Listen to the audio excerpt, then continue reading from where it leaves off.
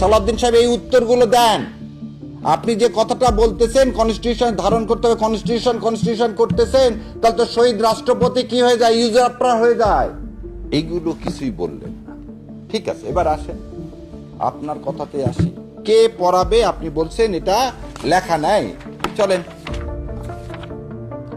এটা কি আদেশ, জুলাইয়ের আদেশ। এই জুলাই আদেশ কবে পাস হলো? 3রা নভেম্বর 2025। 3রা নভেম্বর 2025। আপনি বাংলাদেশ জাতীয়তাবাদী দল যদি ভাবেন যে এই জুলাই সনদ আদেশটা কি হয়নি, আইনত হয়নি, আপনি এতদিন চ্যালেঞ্জ করলেন না কেন? কিভাবে শপথ পড়াবেন সে তো দাওয়া আছে রে ভাই। It is already part of this constitution. শোনেন আপনি কি বলতে চাচ্ছেন? সংবিধানের তৃতীয় তফসিলে ফরম হয়, কে শপথ পাঠ করাবেন সেটা নির্ধারিত হয়, এতগুলো হয়ের পরে তারপরে হলে হতে পারে।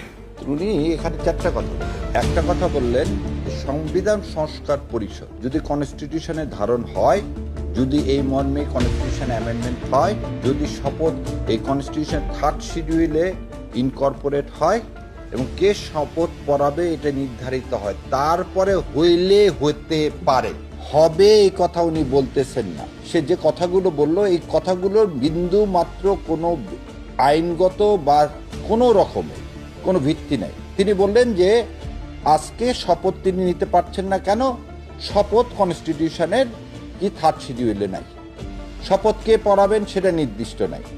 তারপরে কি বলতেছে, এটা কনস্টিটিউশনের মধ্যে তো নাই। কি পাকিস্তানের ইলেকশনে যারা পার্টিসিপেট করলেন তাদেরকে দিয়ে একটা কনস্টিটিউশন অ্যাসেম্বলি গঠন করলেন।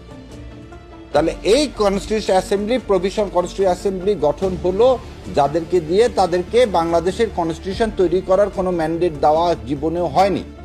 আচ্ছা, তারপরেও ঠিক আছে, যুদ্ধের পরে এটা করতেই পারে, কারণ সেই সময় আমাদের সবাই স্বায়ত্তশাসন চাওয়া হয়েছিল, করছেন, ভালো কথা। 16ই ডিসেম্বর থেকে এটা বাংলাদেশে কি হলো, ইফেক্ট হলো।